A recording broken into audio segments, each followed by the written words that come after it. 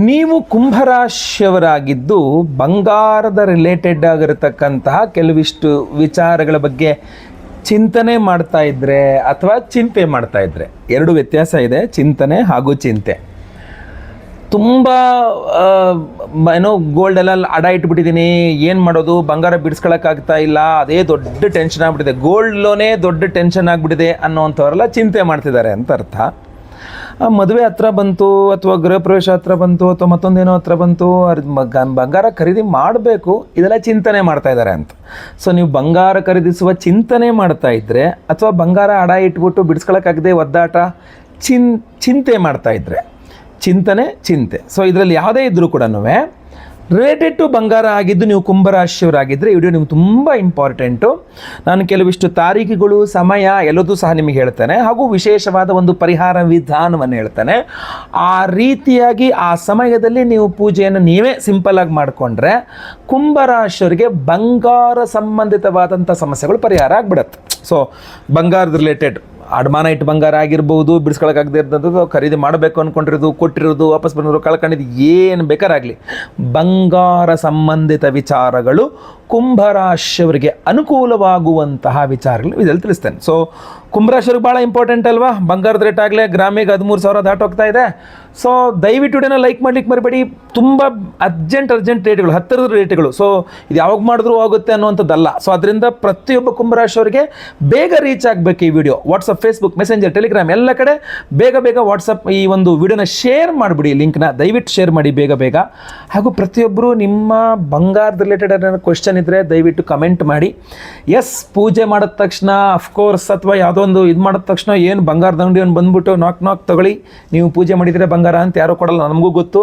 ಅಥವಾ ಅಡಮಾನ ಇಟ್ಟು ಬಂಗಾರ ವಾಪಸ್ ಬಿಡಿಸ್ಕೊಂಬಂದು ಕೊಟ್ಬಿಡಲ್ಲ. ಆದರೆ ನೀವು ತುಂಬ ಸಿಂಪಲಾಗಿ ಯೋಚನೆ ಮಾಡಬೇಕು ಒಂದು ವಿಚಾರನ. ಏನಂದರೆ ಗ್ರಾಮ್ ಬಂಗಾರಕ್ಕೆ 3,000 ರೂಪಾಯಿ ಇದ್ದಾಗ ನಿಮ್ಮ ಜೇಬಲ್ಲಿ 3,000 ರೂಪಾಯಿ ಇತ್ತು, ಅದು ನೀವು ಬಂಗಾರ ತಗೊಳ್ಳಿಲ್ಲ. ಗ್ರಾಮ್ ಬಂಗಾರಕ್ಕೆ 5,000 ಆದಾಗೂ ನಿಮ್ಮ ಹತ್ರ ದುಡ್ಡಿತ್ತು, ನೀವು ತಗೊಳ್ಳಿಲ್ಲ. ಗ್ರಾಮ್ ಬಂಗಾರ 10,000 ಇದ್ದಾಗೂ ಅದೇ ಕತೆ, ಗ್ರಾಮ್ ಬಂಗಾರ 13,000 ರೂಪಾಯಿಗೆ ಹೋದ್ರೂ ಅದೇ ಕತೆ, ಇನ್ನು ಗ್ರಾಮ್ ಬಂಗಾರ 25ಕ್ಕೆ ಹೋದ್ರೂ ಅದೇ ಕತೆ. ಯಾಕೆ ನೀವು ತೆಗೆದುಕೊಳ್ಳಿಲ್ಲ, ಅಥವಾ ತೆಗೆದುಕೊಂಡ ಮೇಲೆ ಯಾಕೆ ನಿಮಗೆ ಉಳಿಸ್ಕೊಳ್ಳಿಕ್ಕಾಗಲಿಲ್ಲ, ಅಡಮಾನಕ್ಕೆವರೆಗೂ ಏನಕ್ಕೆ ಹೋಯಿತು?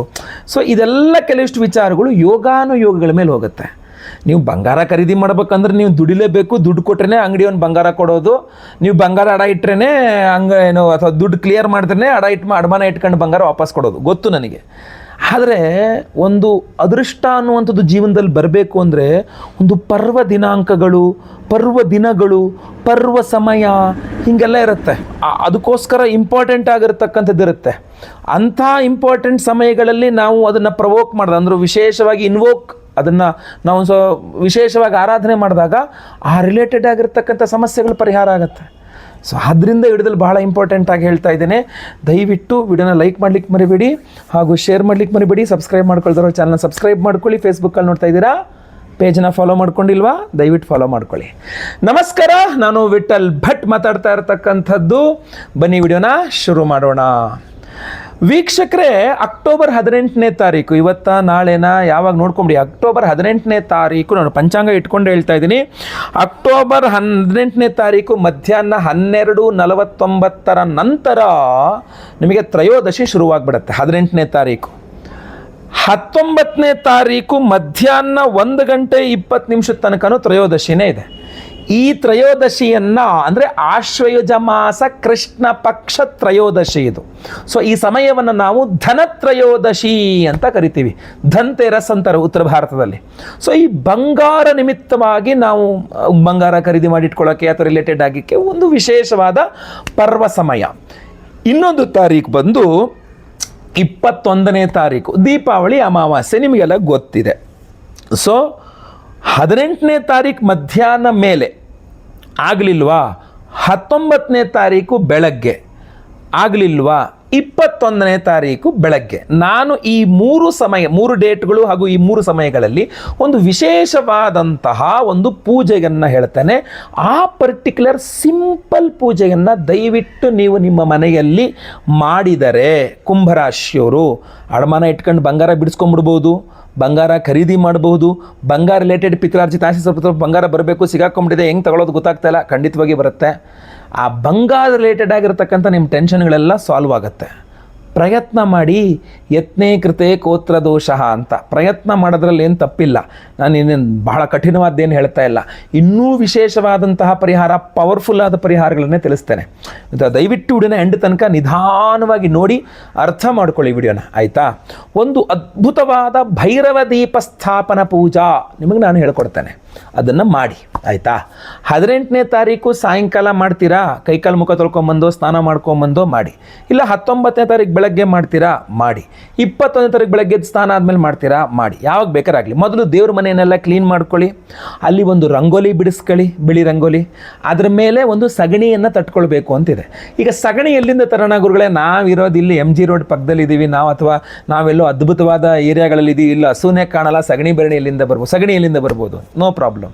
ಮನೆ ಹತ್ತಿರದಲ್ಲಿ ನಿಮಗೆಲ್ಲರೂ ಗ್ರಂಥಿಗೆ ಅಂಗಡಿ ಅನ್ನೋದು ಇದ್ದೇ ಇರುತ್ತೆ. ಈ ದೇವ್ರ ಪೂಜೆ ಐಟಮ್ಸ್ಗಳು ಸಿಗೋ ಗ್ರಂಥಿಗೆ ಅಂಗಡಿ ಅಂತೀವಿ. ಸೊ ನೀವೆಲ್ಲರೂ ಹಳ್ಳಿಗಳಲ್ಲಿ ವಿಡಿಯೋ ನೋಡ್ತಾ ಇದ್ದೀರಾ, ನಿಮಗೆ ಸಗಣಿ ಅವೈಲಬಿಲಿಟಿ ಇದೆ, ಸಂತೋಷ. ನೀವೆಲ್ಲೋ ಸಿಟಿಲಿ ಪ್ರೈಮ್ ಏರಿಯಾದಲ್ಲಿ ಇದ್ದೀರಾ, ನಿಮಗೆಲ್ಲೂ ಸಗಣಿ ಸಿಗಲ್ಲ, ಗ್ರಂಥಿಗೆ ಅಂಗಡಿ ಇದ್ದೇ ಇದೆ. ಸೊ ಗ್ರಂಥಿಗೆ ಅಂಗಡಿಗೆ ಹೋದ್ರೆ ನಿಮಗೆ ಸಗಣಿ ಬೆರಣಿ ಅಂತ ಕೊಡ್ತಾರೆ. ಏನೋ ಒಂದು 10-15 ರೂಪಾಯಿ ಸಿಗ್ಬೋದೇನೋ ಸಗಣಿ ಬೆರಣಿಗಳೆಲ್ಲ. ಸೊ ಒಂದು ಬೆರಣಿ ತಂದು ಆ ಬಿಳಿ ರಂಗೋಲಿ ಮೇಲಿಟ್ಟು ಅದರ ಮೇಲೆ ಹಿತ್ತಾಳೆ ದೀಪವನ್ನು ಹಚ್ಚಬೇಕು. ಬೆಳ್ಳಿ ಅಲ್ಲ, ತಾಮ್ರ ಅಲ್ಲ, ಹಿತ್ತಾಳೆ, ಸ್ಟೀಲ್ ಕೂಡ ಅಲ್ಲ, ಹಿತ್ತಾಳೆ ದೀಪವನ್ನು ಹಚ್ಚಬೇಕು. ಅದರ ಒಳಗೆ ತುಪ್ಪವನ್ನು ಹಾಕಿ 3 ಬತ್ತಿ, ಹತ್ತಿಯ ಬತ್ತಿ ಇರ್ತದಲ್ಲ, ಅದನ್ನು 3 ಬತ್ತಿ ಸೇರಿಸಿ 1 ಬತ್ತಿ ಮಾಡಿ ಆ ತುಪ್ಪವನ್ನು ಚೆನ್ನಾಗಿ ಕರಗಿಸ್ಕೊಂಡು ಅದರಲ್ಲಿ ದೀಪ ಮಾಡಿ ದೀಪವನ್ನು ಹಚ್ಚಬೇಕು. ರಂಗೋಲಿ, ಸಗಣಿ ಬೆರಣಿ, ಹಿತ್ತಾಳೆ ದೀಪ, ತುಪ್ಪದ ದೀಪ, ಅರ್ಥ ಆಯ್ತಲ್ವಾ? ಸೊ ಆ ತುಪ್ಪದ ದೀಪ ಏನು ಸ್ಥಾಪನೆ ಆಯ್ತಲ್ಲ, ಅದಕ್ಕೆ ಓಂ ಸ್ವರ್ಣಾಕರ್ಷಣ ಭೈರವಾಯ ನಮಃ ಅಂಥೇಳಿ ಪೂಜೆ ಮಾಡಬೇಕು. ಕೆಂಪು ಅಕ್ಷತೆ, ಕೆಂಪು ಹೂವು ಹಾಕಿ ಓಂ ಸ್ವರ್ಣಾಕರ್ಷಣ ಭೈರವಾಯ ನಮಃ, ಓಂ ಸ್ವರ್ಣಾಕರ್ಷಣ ಭೈರವಾಯ ನಮಃ ಪೂಜೆ ಮಾಡ್ಬೋದು. ಕಡ್ಡಿ ಉದುಗಡ್ಡಿ ಬೆಳಬೋದು, ಮಂಗಳಾರತಿ ಮಾಡ್ಬೋದು. ನೈವೇದ್ಯಕ್ಕೆ ಇಡ್ತೀರಾ, ಹಾಲು ಜೇನುತುಪ್ಪ ನೈವೇದ್ಯ ಮಾಡಬೇಕು. ಇನ್ನು ಸ್ವಲ್ಪ ಕೆಂಪು ಅಕ್ಷತೆ ಹಾಗೂ ಕೆಂಪು ಹೂವು ಕೈಯಲ್ಲಿಟ್ಕೊಂಡು ಪ್ರಾರ್ಥನೆ ಮನಸ್ಸಿನಲ್ಲಿ, ಈ ಥರ ಬಂಗಾರದ ಸಂಬಂಧಿತವಾದಂಥ ಏನೇನು ಸಮಸ್ಯೆಗಳಿದೆ ಇದೆಲ್ಲ ಕೂಡಲೇ ಪರಿಹಾರವಾಗಬೇಕು. ಆ ಬಂಗಾರದ ರಿಲೇಟೆಡ್ ಪ್ರಾಬ್ಲಮ್ ಸಾಲ್ವ್ ಆಗಿ ನಂಗೆ ಬಂಗಾರ ಸಿಗಬೇಕು. ಬಂಗಾರ ಖರೀದಿನೋ ಬಿಡುಗಡೆನೋ ಬರೋದು ಏನೋ ಅದು ಎಲ್ಲೋ ಸಿಗಾಕೊಂಡಿದೆ, ಬಂಗಾರ ರಿಲೇಟೆಡ್ ಪ್ರಾಬ್ಲಮ್ ಸಾಲ್ವ್ ಆಗಬೇಕು. ಯಾವಾಗ ಮಾಡ್ತೀರಾ? ಒಂದೇ 18ನೇ ತಾರೀಕು ಮಾಡಿ, ಇಲ್ಲ 19ನೇ ತಾರೀಕು ಮಾಡಿ, 18ರ ಸಾಯಂಕಾಲ ಮೇಲೆ ಮಾಡಿ, ಅಥವಾ 19ರ ಬೆಳಗ್ಗೆ ಮಾಡಿ, ಇಲ್ಲ 21ರ ಬೆಳಗ್ಗೆ ಮಾಡಿ. ಗುರುಗಳೇ ನಾನು ಎಲ್ಲಿ ಮಾಡಲಿ, ನನಗೆ ಭಾಳ ಕಷ್ಟ, ಮನೆಯಲ್ಲಿ ಇದನ್ನೆಲ್ಲ ಏನೂ ಮಾಡ್ಕೊಂಡಿರೋಕ್ಕಾಗಲ್ಲ, ನೀವೇನಾದರೂ ಒಂದು ಪವರ್ಫುಲ್ ಆದಂತಹ ಪರಿಹಾರ ಹೇಳಿ ಅಂತೀರಾ? ಅದಕ್ಕೂ ಒಂದು ಅದ್ಭುತವಾದ ಪರಿಹಾರ ಇದೆ. 21ನೇ ತಾರೀಕು ಮಂಗಳವಾರ ನಮ್ಮ ಯಾಗಶಾಲೆಯಲ್ಲಿ ಇದೇ ಮಂತ್ರದಿಂದ ಹೋಮವನ್ನು ಮಾಡ್ತಾ ಇದ್ದೀವಿ. ಇದಕ್ಕಂದರೆ ಇದೊಂದು ದೊಡ್ಡ ಮಂತ್ರ ಇದೆ, ವೇದೋಕ್ತ 3 ಬೀಜಾಕ್ಷರ ಮಂತ್ರಗಳಿದೆ. ಸ್ವರ್ಣಾಕರ್ಷಣ ಭೈರವನ ಬೀಜಾಕ್ಷರ ಮಂತ್ರಗಳು, ವಿಶೇಷವಾದಂತಹ ನಿಗೂಢವಾದ ಮಂತ್ರಗಳಿದೆ. ಆ ಮಂತ್ರಗಳನ್ನು ಹೇಳಿ ನಾವು ಹೋಮವನ್ನೇ ಮಾಡ್ತೇವೆ. ವಿಶೇಷವಾಗಿ ಆ ಸ್ವರ್ಣಾಕರ್ಷಣ ಭೈರವ ಮಂತ್ರ ಹೋಮವನ್ನು ಮಾಡಿ, ಜೊತೆಗೆ ಸಹಸ್ರ ಗುರು ಶಾಂತಿ ಹೋಮ, ಅದ್ರ ಜೊತೆಗೆ ಇನ್ನೂ ವಿಶೇಷವಾಗಿ ನವಗ್ರಹ ಹೋಮ, ಗುರು ಶಾಂತಿ, ಶನಿ ಶಾಂತಿ, ಕುಬೇರ ಲಕ್ಷ್ಮೀ ಹೋಮ, ಧನ ಕುಬೇರ ಲಕ್ಷ್ಮೀ ಹೋಮವನ್ನೆಲ್ಲ ಮಾಡ್ತಾ ಇದ್ದೇವೆ. ಆ ಸ್ವರ್ಣಾಕರ್ಷಣ ಭೈರವ ಕುಬೇರ ಧನಲಕ್ಷ್ಮೀ ಹೋಮ, ಸಹಸ್ರ ಗುರು ಶಾಂತಿ ಮಾಡಿ ಈ ವಿಶೇಷವಾದಂತಹ ಧನಾಕರ್ಷಕ ಮಣಿಮಂಡಲವನ್ನು ಪ್ರತಿಯೊಬ್ಬರಿಗೂ ಸಹ ಕೊಡ್ತಾ ಇದ್ದೇವೆ. ಈ ಧನಾಕರ್ಷಕ ಮಣಿಮಂಡಲ ಅದ್ಭುತವಾದಂಥ ಒರಿಜಿನಲ್ ಧನಾಕರ್ಷಕ ಮಣಿಮಂಡಲ ಇದು.